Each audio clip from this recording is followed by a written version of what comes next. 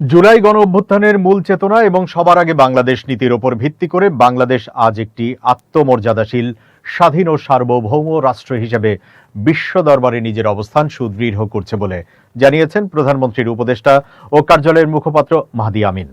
6 August সামাজিক যোগাযোগ মাধ্যম ফেসবুকে দেওয়া এক স্ট্যাটাসে তিনি সরকারের এই দৃঢ় ও সার্বভৌম পররাষ্ট্রনীতির বিষয়টি তুলে ধরেন। মাহদি আমিন তার স্ট্যাটাসে উল্লেখ করেন, জুলাই গণঅভ্যুত্থানের অন্যতম প্রধান আকাঙ্ক্ষা ছিল একটি স্বাধীন, সার্বভৌম ও গণতান্ত্রিক বাংলাদেশ প্রতিষ্ঠা করা, এমন একটি নতুন রাষ্ট্র ব্যবস্থা গড়ে তোলা যেখানে কোনো ধরনের নতজানু পররাষ্ট্রনীতির ঠাঁই থাকবে না। দ্বিপাক্ষিক কিংবা বহুপাক্ষিক প্রতিটি কূটনৈতিক ও আন্তর্জাতিক ক্ষেত্রে সমতা এবং ন্যায্যতার ভিত্তিতে কেবল দেশের স্বার্থকে সর্বোচ্চ প্রাধান্য দিয়েই অন্যান্য রাষ্ট্রের সঙ্গে সম্পর্ক গড়ে তোলা হবে। এর মাধ্যমে বিশ্ব মানচিত্রে বাংলাদেশ একটি আত্মমর্যাদায় গৌরবান্বিত দেশ হিসেবে মাথা উঁচু করে দাঁড়াবে।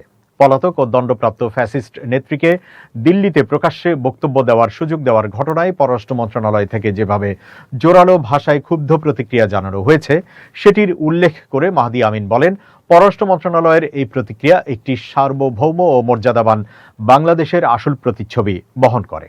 তিনি আরও যোগ করেন, শহীদ প্রেসিডেন্ট জিয়াউর রহমান এবং দেশনেত্রী বেগম খালেদা জিয়ার ঐতিহাসিক সার্বভৌমত্বের জাতীয়তাবাদী ধারাকে ধারণ করেই বর্তমান পথ চলা অব্যাহত রয়েছে। মাননীয় প্রধানমন্ত্রীর সবার আগে বাংলাদেশ নীতির ওপর দাঁড়িয়ে দেশ আজ একটি স্বনির্ভর, সমৃদ্ধ এবং আন্তর্জাতিকভাবে সমাদৃত রাষ্ট্র হিসেবে সামনের দিকে এগিয়ে যাচ্ছে।